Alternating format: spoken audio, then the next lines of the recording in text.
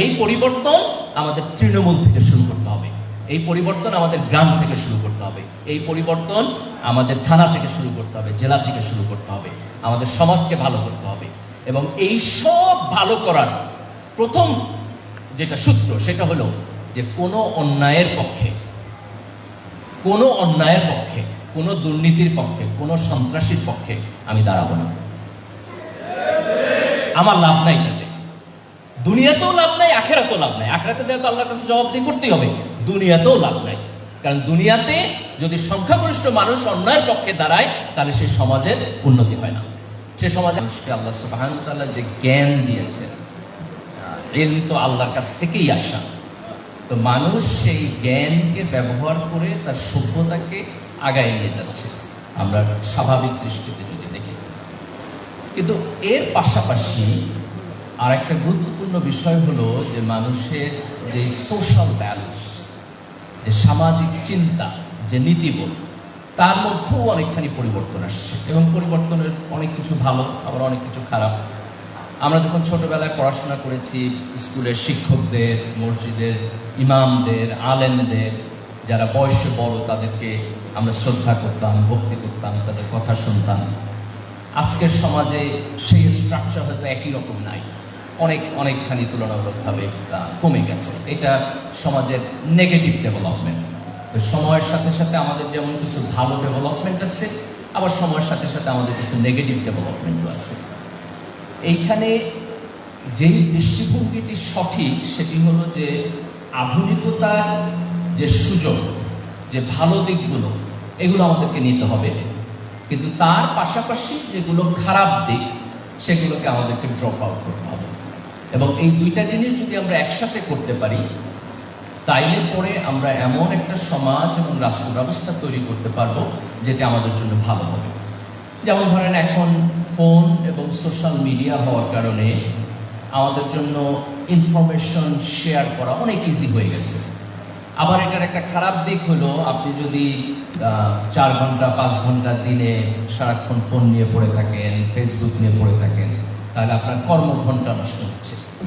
আমাদের সন্তানদের জন্য এটা সত্য যে এখন আমি দেখতেছি যে এখানে বড় হওয়া ছোট ছোট বাচ্চারা খুব সুন্দর ইংরেজি বলে, তার কারণ হচ্ছে তারা কার্টুন দেখে এবং ওইখানে হচ্ছে আপনার সহজে ইংরেজি অ্যাকসেন্ট শিখতেছে। এটা হচ্ছে একটা ভালো দিক। আবার খারাপ দিক হলো যে সোশ্যাল কমিউনিকেশন যদি কমে যায় এবং অতিরিক্ত যদি ডিভাইস ডিপেন্ডেন্সি বেড়ে যায় তাহলে এইটা গ্রোথের জন্য ভালো না। যেমন আমরা ছোটবেলায় রাস্তায় খেলাধুলা করতাম, মাঠে খেলাধুলা করতাম, প্রতিদিন বিকালে গিয়ে ফুটবল খেলতাম, ক্রিকেট খেলতাম, এটা একটা হেলদি এনভায়রনমেন্ট বড় হওয়া। তো আমাদের এই দুইটা জিনিসকে একসাথে কম্বাইন করে একটা সমাজ ব্যবস্থা তৈরি করতে হবে। বহু জায়গায় আমরা উদাহরণ দিতে পারবো। যেমন ধরেন 91 সাল থেকে যখন আমরা গণতন্ত্রে আসলাম, তো বাংলাদেশের একেবারে মুক্তিযুদ্ধ থেকে যদি আমরা শুরু করি, যে আমরা কিন্তু নিরবচ্ছিন্ন গণতন্ত্র পাই নাই।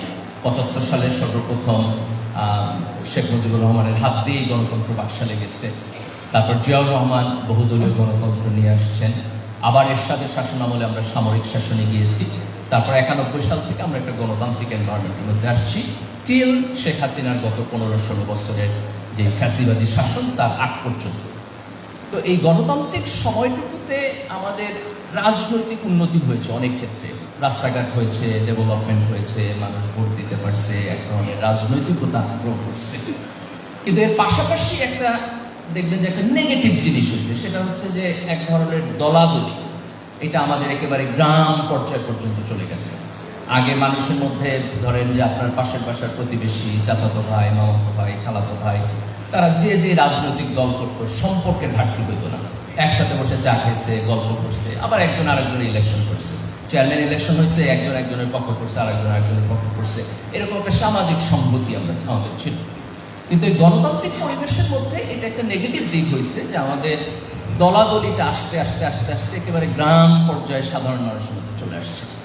এইটা আমাদের সামাজিক ঐক্য, সংহতি এবং রাষ্ট্রীয় ঐক্যের জন্য একটা অত্যন্ত বড় থ্রেট। আমরা যদি মনে করি যে আজকে আমরা যে অবস্থানে আছি, আমরা আগামী 10 বছর বা 20 বছরের মধ্যে আমাদের দেশটাকে এর চাইতে 3 গুণ ভালো জায়গায় নিয়ে যাব, আমাদের অর্থনীতিকে আমি 5 গুণ বেশি ডেভেলপমেন্ট করব, মানুষের অর্থনৈতিক অবস্থার অনেক বেশি উন্নয়ন হবে। তাইলে পরে সর্বপ্রথম আমাদের যে কাজ করতে হবে সেটা হলো এই হানাহানির পরিবেশটা পরিবর্তন করতে হবে। এটা যদি আমরা না করতে পারি, দেখেন একটা দেশ, একটা জাতি, তার নাগরিকরা যদি একজন আরেকজনের শত্রু মনে করে, আমি যদি মনে করি যে আপনারে গুম করে ফেলা যায়, আমি যদি মনে করি যে আপনি আর একটা রাজনৈতিক দল করেন বইলা আপনার খুন করে ফেলানো যায়, আমি যদি মনে করি যে আপনার রাজনৈতিক দলকে আমি পছন্দ করি না বইলা আর এক দেশের লোকেরা এসে শাসন করবে, এটা বেটার আপনার চেয়ে, তাইলে এই দেশ এবং জাতির কোনোদিন উন্নতি হবে না। কোন দেশ এবং জাতির উন্নতি হওয়ার প্রথম শর্ত হচ্ছে যে তার নিজেকে ইউনাইটেডলি, ঐক্যবদ্ধভাবে ধারণ করতে হবে যে আমরা বাংলাদেশি, এটা আমার দেশ, আমি এই দেশের জন্য কাজ করতে চাই। ঠিক একইভাবে এটা আমার জেলা, আমরা শরীয়তপুরের মানুষ, আমরা গোসাইরহাটের মানুষ, আমরা এইখানে সবাই মিলে একসাথে আমাদের ডেভেলপমেন্টের জন্য কাজ করব। এটাই আমাদের রাজনীতি হওয়া দরকার। আমরা কি চাই? আমরা চাই আমাদের স্কুল ভালো চলবে, যাতে আমাদের মাদ্রাসা ভালো চলবে, যাতে করে আমার সন্তানরা ভালো শিক্ষা পাইতে পারে।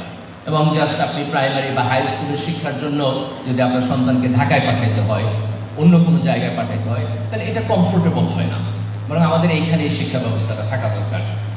আমরা যেটা চাই যে যেটা মিনিমাম আপনার হেলথ সিস্টেম, ছোটখাটো অসুস্থতার জন্য ডাক্তার দেখানো, চিকিৎসা করা, এইটুকু হসপিটাল সার্ভিস এইখানে থাকতে হবে।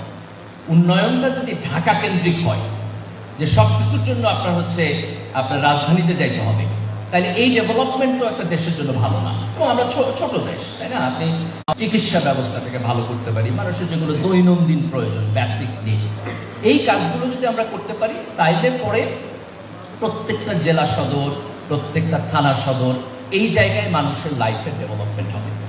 এটা আমাদের উন্নয়ন দর্শনে পরিবর্তন আনতে হবে, যে সব কিছু আমি কেন্দ্রীভবন করব না। তার পাশাপাশি যেমন ধরেন এইখানে যেটা কৃষিকাজ, এই কৃষকদের যে ফসল, এটার বিপণনের যে ব্যবস্থা, মার্কেটিংয়ের ব্যবস্থা, এটা স্মুথ হইতে হবে। স্মল বিজনেস, যে ধরেন মানুষ একটা ছোট দোকান দিচ্ছে, বাজারে একটা দোকান কিনতেছে, ব্যবসা করতেছে, সেইখানে সরকারের সহযোগিতা থাকতে হবে। কারণ আপনি ঢাকায় বড় বড় বিজনেস হাউস তৈরি হইতেছে, এটার মধ্যে দিয়ে দেশের ম্যাক্রো ইকোনমিক ডেভেলপমেন্ট হয়।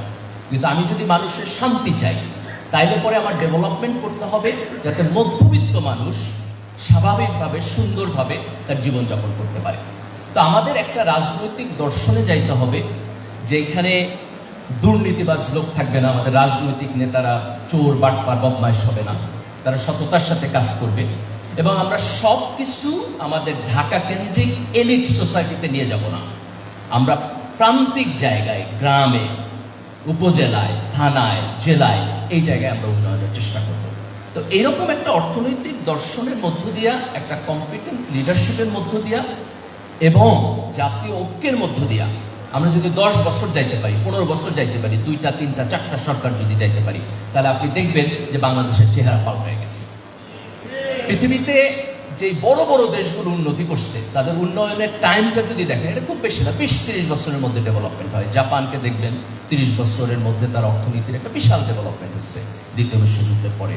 সিঙ্গাপুর একই অবস্থা। আপনি যদি মালয়েশিয়া দেখেন, দক্ষিণ কোরিয়া দেখেন, যে একটা কম্পিটেন্ট পলিটিক্যাল লিডারশিপ থাকতে হবে, একটা কমিটেড ইয়াং জেনারেশন যারা দেশপ্রেমিক, ভালো, এনার্জেটিক, শিক্ষিত, এরকম জেনারেশন থাকতে হবে, শিক্ষা ব্যবস্থার উন্নতি করতে হবে, রাজনীতিবিদরা ভালো হইতে হবে।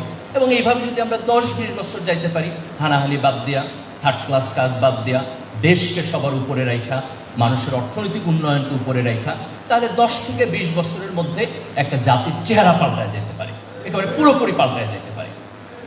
এখন এই যে আমি দেশটাকে পরিবর্তন করতে চাইতেছি, এই পরিবর্তনের দায়িত্ব কার? এটা যদি আমি অবশ্য চিন্তা করি যে রাজনীতিবিদরা করে দিবে, তাহলে এটা হবে না। আমাদের প্রত্যেককে তার নিজের জায়গায় দাঁড়াইয়া এটার জন্য কমিটমেন্ট শো করতে হবে। আমি যদি আমার নিজেরে না বদলাই, আমার আচরণ যদি না বদলাই, তাহলে কিন্তু রাজনীতি বদলাবে না। তাই না? যেমন ধরেন যে আমাদের যদি গণতান্ত্রিক সিস্টেম থাকে, মানুষ যদি স্বাধীনভাবে ভোট দিতে পারে, তাহলে মানুষ ভোট দিয়ে ভালো লিডারশিপ আনবে। এখন আপনি যখন ভোট দিবেন, তখন আপনার চিন্তা করতে হবে যে যারা যারা এখানে ক্যান্ডিডেট আছে, তার মধ্যে ভালো ক্যান্ডিডেটকে। আপনি যদি এখন পয়সা খেয়ে ভোট দেন, আপনি কোনো একটা রাজনৈতিক দলকে সমর্থন করেন বলেই তাকে ভোট দেন, এভাবে যদি আপনি ভোট দেন, তা তো পরিবর্তন হবে না। আপনাকে আপনার জাজমেন্ট অ্যাপ্লাই করে ভালো লোককে ভোট দিতে হবে। ঠিক একইভাবে আমরা বলতেছি যে আমাদের শিক্ষা ব্যবস্থা ভালো হইতে হবে, তাহলে আমাদের শিক্ষকদের ভালো দায়িত্ব পালন করতে হবে, অভিভাবকদের ভালো দায়িত্ব পালন করতে হবে, ছাত্রদের ভালো দায়িত্ব পালন করতে হবে। তো সামাজিকভাবে আমরা যদি সবাই আগায় না আসি, তাহলে আমরা এই সমাজ এবং রাষ্ট্রকে পরিবর্তন করতে পারবো না। আমাদের সমাজের মধ্যে এটা খুব বড় প্রবলেম হলো যে, যেমন ধরেন আমি একটা দল সমর্থন করি, আমাদের এলাকার বহু লোক এক একজন এক এক দল সমর্থন করে, এক পরিবারের মধ্যে ভিন্ন ভিন্ন ভাইরা ভিন্ন ভিন্ন দল সমর্থন করে। এখন আমি একটা দল সমর্থন করি মানে কি আমি এই দলের আকাম কুকামও সাপোর্ট করব? এই দল যদি মানুষের গুম করে ফেলে, খুন করে ফেলে, চুরি করে, দুর্নীতি করে, তারও কি আমি সমর্থন করব? যদি একটা রাষ্ট্রের নাগরিকদের মধ্যে এই নীতি নৈতিকতা না থাকে যে আমার সমর্থনের একটা লিমিট আছে, লেভেল আছে, যে এটা ক্রস করলে আমি আমার সমর্থন উইথড্র করব, এই নৈতিকতা যদি না থাকে যে আপনি আনকন্ডিশনাল, আমি তোমার সাপোর্ট করি তো সাপোর্টই করি, তুমি যা করবা ডাজন্ট ম্যাটার, এই পরিমাণ অনৈতিকতা যদি ব্যক্তিগত ক্ষেত্রে আমরা পালন করি, তাহলে এই সমাজ কোনোদিন ভালো হবে না। আল্লাহ কোন জাতির সংখ্যাগরিষ্ঠ মানুষ খারাপ হইলে সেই জাতির অবস্থাকে পরিবর্তন করেন না। রাসূল সাল্লাল্লাহু আলাইহি ওয়াসাল্লামের একটা খুব চমৎকার হাদিস আছে, তিরমিজি শরীফে আসছে। এই হাদিসে আল্লাহ রাসূল 4 শ্রেণীর লোকের বর্ণনা করছেন। তো তার মধ্যে 2 জনের ব্যাপারে ভালো, 2 জনের ব্যাপারে খারাপ। তো যেই 2 শ্রেণীকে খারাপ বলছেন, তো আল্লাহ রাসূল এখানে বলছেন যে তাদের উদাহরণ হলো এরকম যে এক গ্রুপ অফ পিপল, আল্লাহ তাদেরকে ভালো রিজিক দিচ্ছেন। এখানে রিজিক শব্দের অর্থ হলো তাদের টাকা পয়সা ভালো, ক্ষমতা ভালো, আধিপত্য ভালো, সমাজের সম্মান মর্যাদা আছে, কিন্তু আল্লাহ তাদেরকে ন্যায়ের ইলম দেন নাই, যে এই সম্পদ কিভাবে ব্যবহার করবে সেই জ্ঞান তাদেরকে ভালোভাবে দেন নাই। তার ফলে সে এই সম্পদকে খারাপ কাজে ব্যবহার করে এবং এর কারণে তার গুনাহ হয়। এটা হলো তৃতীয় যে শ্রেণীর লোক আল্লাহ রাসূল বর্ণনা করছেন। চতুর্থ শ্রেণীর লোক হলো যে আল্লাহ তাকে রিজিকও দেন নাই, ইলমও দেন নাই। তো তার যেহেতু রিজিক নাই, ক্ষমতা নাই, সে তো এটা খারাপ কাজে ব্যবহার করতে পারবে না, কিন্তু যেহেতু তার ভালো ইলম নাই, সে সবসময় খারাপ লোকদেরকে দেখা চিন্তা করে আমি যদি ওর মতো সম্পদ থাকতো তাহলে এরকম আকাম করতাম। তো এই চতুর্থ শ্রেণীর লোক হচ্ছে সবচেয়ে খারাপ, তার গুনাহ কিন্তু হইতেছে, সে যে খারাপ চিন্তা করতেছে এই কারণে কিন্তু তার গুনাহ হইতেছে। কিন্তু যে এর আগের যে হচ্ছে তার নিজের রিজিক আছে তারও গুনাহ হইতেছে, কিন্তু অ্যাটলিস্ট তার হচ্ছে আপনার সম্পদটা ব্যয় করতে পারতেছে, কিছুটা ভাব নিতে পারতেছে, কিছুটা কাজ করতে পারতেছে। তো আমাদের সমাজে এই যে একটা প্রবণতা, যে ধরেন যে চুরি করতেছে এমপিরা, ডাকাতি করতেছে বড় বড় রাজনীতিবিদরা, তার এই চুরি ডাকাতির টাকায় আমার কোনো ভাগ নাই, আমি এটা পাই না, কিন্তু আমি তাদের সাপোর্ট করি। গুণ খুন করে ক্ষমতায় থাকতেছে আরেকজন, কোটি কোটি টাকা বিদেশে পাচার করতেছে, কিন্তু আমি তাদের সমর্থন করি। এই যে আমার নিজের এজেন্সি আমি দাবি করতেছি না, আমি যে আল্লাহর বান্দা, আল্লাহ তো প্রত্যেকেই আল্লাহর বান্দা হিসাবে দুনিয়াতে পাঠাইছে, তার মধ্যে কেউ বড় বান্দা কেউ ছোট বান্দা এভাবে তো পাঠায় নাই। মানুষ আল্লাহর ভালো বান্দা হবে তার তাকওয়ার মধ্য দিয়া। কিন্তু এই যে সামাজিকভাবে আমরা কখনো কখনো এলিট লোকদেরকে আনকন্ডিশনাল সাপোর্ট দেই, আর তারা হচ্ছে আমাদেরকে শোষণ করে, তারা আমাদের ট্যাক্সের টাকা চুরি করে বিদেশে বড় বড় বাড়ি করে, বিদেশে বড় বড় ধনী লোক হয়। আজকে দেখেন গত সরকারের সময়ে আমাদের পাওয়ার সেক্টরের টাকা চুরি করে আপনার সিঙ্গাপুরের টপ 10 মধ্যে তারা মানে বড় লোক হইতেছে। তার টাকা কোথা থেকে যাইতেছে? আপনার ট্যাক্সের টাকা যাইতেছে, আমার ট্যাক্সের টাকা যাইতেছে। তাই না? আমি কষ্ট করে পরিশ্রম করতেছি, ঘাম জড়ায় পরিশ্রম করতেছি, আমার ট্যাক্সের টাকা গভর্নমেন্ট দিতেছে, সেই টাকা পলিটিশিয়ানরা চুরি করতেছে, সেই চুরি দিয়ে তার নিজের বিলাস বেসন করতেছে, আর আমি তাকে সমর্থন করতেছি। এই আহাম্মকি থেকে যদি দেশের সংখ্যাগরিষ্ঠ মানুষ বের হইতে না পারে, সৎ এবং ভালো মানুষদেরকে যদি সমাজের নেতৃত্বে আনতে না পারে, তাহলে একটা জাতির উন্নতি কোনোদিন হবে না। আজকে জুলাইয়ের গণ অভ্যুত্থানের মধ্য দিয়া আমরা এমন একটা জায়গায় এসে দাঁড়িয়েছি যে অনেক দিন পরে আমরা একটা পরিবর্তনের স্বপ্ন দেখতে পারতেছি। এই পরিবর্তনের সবচাইতে বড় এলিমেন্ট হইল যে বাংলাদেশে এখন একটা অসাধারণ তরুণ প্রজন্ম আছে, বয়সে ইয়াং, ভালো চিন্তা করতে পারে, এনার্জেটিক, সাহস আছে, অন্যায়ের বিরুদ্ধে দাঁড়াইতে পারে, এরকম একটা ইয়াং ফোর্স আছে। এটা আল্লাহর একটা রহমত, এটা একটা রিজিক। দুনিয়ায় এখন অনেক দেশ আছে যাদের ইয়াং লোকদের তুলনায় বৃদ্ধদের সংখ্যা বেশি। আপনার ডেমোগ্রাফির হিসাবে এরকম হয়েছে, আমাদেরও হবে। আজকে থেকে ধরেন 20 বছর পরে, 30 বছর পরে, পরের জেনারেশনে যায় কিন্তু আমরাও এই প্রবলেমে পড়বো। কারণ মানুষের গ্রোথ রেট আগের চেয়ে অনেক কমে গেছে। আগে মানুষের বাচ্চা কাচ্চা অনেক ছিল, এখন মানুষের সন্তান 2টা 3টার বেশি কেউ নেয় না। তো এই যে ডেমোগ্রাফি চেঞ্জ হয়ে গেছে, এইটার একটা সুবিধা এখন আমাদের আছে, এটা আমরা আরো 20-25 বছর 30 বছর পাবো, তারপর কিন্তু একই প্রবলেম আমরা পড়বো। তো এখন যে রিজিক আমাদের আছে, এই যে ইয়ুথ ফোর্স, এই যে ইয়াং ফোর্স, এদেরকে নিয়ে আমরা যদি আমাদের সমাজ এবং রাজনীতির একটা বড় পরিবর্তন চাই, তার সময় হলো এখন। এবং এই পরিবর্তন আমাদের তৃণমূল থেকে শুরু করতে হবে, এই পরিবর্তন আমাদের গ্রাম থেকে শুরু করতে হবে, এই পরিবর্তন আমাদের থানা থেকে শুরু করতে হবে, জেলা থেকে শুরু করতে হবে, আমাদের সমাজকে ভালো করতে হবে। এবং এই সব ভালো করার প্রথম যেটা সূত্র, সেটা হলো যে কোনো অন্যায়ের পক্ষে, কোনো অন্যায়ের পক্ষে, কোনো দুর্নীতির পক্ষে, কোনো সন্ত্রাসীর পক্ষে আমি দাঁড়াবো না। আমার লাভ নাই তাতে, দুনিয়াতেও লাভ নাই, আখেরাতেও লাভ নাই। আখেরাতে যেহেতু আল্লাহর কাছে জবাবদিহি করতেই হবে, দুনিয়াতেও লাভ নাই। কারণ দুনিয়াতে যদি সংখ্যাগরিষ্ঠ মানুষ অন্যায়ের পক্ষে দাঁড়ায়, তাহলে সেই সমাজের উন্নতি হয় না, সেই সমাজে আইনের শাসন থাকে না, সেই সমাজে মানুষের আস্থা থাকে না, সেই সমাজের শিক্ষা ব্যবস্থা ভালো থাকে না। আমাদের এখানে তো আপনারা দেখছেন, তাই না? A+ পরীক্ষা দিলে A+ পাওয়া যায়, পরীক্ষায় দুর্নীতি হয়, পরীক্ষার প্রশ্নপত্র ফাঁস হয়। আমাদের শিক্ষা ব্যবস্থা 12টা বেজে গেছে এভাবে। তো এই শিক্ষা ব্যবস্থার মধ্যে কিন্তু আমরা সামনে যেতে পারবো না। এখন আমাদের তরুণ প্রজন্ম রাজনীতি নিয়ে চিন্তা করতেছে, আন্দোলন নিয়ে চিন্তা করতেছে। ফর দ্য টাইম বিং এটা ভালো, কিন্তু তাদেরকে তো আমার শিক্ষা প্রতিষ্ঠানে ফেরত পাঠাতে হবে, তাদেরকে তো আমার স্কিলড ম্যান পাওয়ার হিসাবে বড় করতে হবে, নাহলে তো আমি অর্থনৈতিক চ্যালেঞ্জ ধরতে পারবো না। তো আজকে আল্লাহ সুবহানাহু ওয়া তাআলা আমাদেরকে যেই অসাধারণ একটা সুযোগ দিয়েছেন, যে আমরা এই সমাজ এবং রাজনীতিকে নতুন করে রিবিল্ড করতে পারি, আমাদের দেশকে সামনের দিকে এগিয়ে নিয়ে যেতে পারি। আমাদের রাজনৈতিক নেতৃবৃন্দ, আমাদের আলেম, আমাদের শিক্ষক, আমাদের সমাজের অন্যান্য যে সমস্ত মানুষজন আছেন, প্রফেশনাল মানুষজন আছেন, তাদের সবাইকে এখন এটা চিন্তা করতে হবে যে কিভাবে আমার ব্যক্তি স্বার্থের উপরে, আমার দলের উপরে আমি দেশকে, মানুষকে প্রাধান্য দিতে পারি। এবং এই নৈতিকতাকে সামনে রেখে, এই সুযোগকে সামনে রেখে আমরা এই সমাজ এবং রাষ্ট্রকে পরিবর্তন করে দিতে পারি।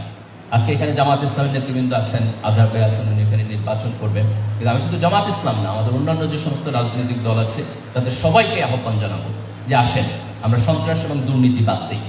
অনেক হচ্ছে, এবার আমরা দেশ নিয়ে ভাবি, এই তরুণ প্রজন্মের দিকে তাকাই, যারা সাহস করে রেভলিউশন করছে, তারা আগামী দিনে এই দেশের রাজনীতি বদলায় দেবে। যত তাড়াতাড়ি আমাদের নেতৃবৃন্দ এটা অনুভব করবেন, তত তাড়াতাড়ি, তত সহজে আমরা এই উন্নয়নের রাস্তার দিকে যাইতে পারবো, আমাদের দেশের ডেভেলপমেন্টের দিকে যাইতে পারবো। আমরা আল্লাহ সুবহানাহু ওয়া তাআলার কাছে দোয়া করব, আল্লাহ যাতে আমাদের এই নৈতিকতা বোধ দেন, আল্লাহ যাতে আমাদেরকে এই সাহস দেন, আমাদের এই দায়িত্ব পালনের তৌফিক দান করেন, এবং আমরা সাহসের সাথে যেইভাবে একটা ফ্যাসিস্ট সরকারকে বিপ্লবের মধ্য দিয়ে আমরা পরিবর্তন করছি, আগামী দিনে ইনশাআল্লাহ আমরা বাংলাদেশের সমাজ এবং রাজনীতিকেও আমরা পরিবর্তন করব। এই পরিবর্তনের যে সংগ্রাম, তাতে আপনারা সবাই অংশগ্রহণ করবেন, আমরা সবাই একসাথে কাজ করব, সবাইকে কাছে নিয়ে কাজ করব, দলের চাইতে দেশকে অধিক গুরুত্ব দিয়ে কাজ করব। এই আহ্বান জানিয়ে আমি আমার বক্তব্য শেষ করছি। আল্লাহ হাফেজ। আসসালামু আলাইকুম ওয়া রাহমাতুল্লাহি ওয়া বারাকাতুহু।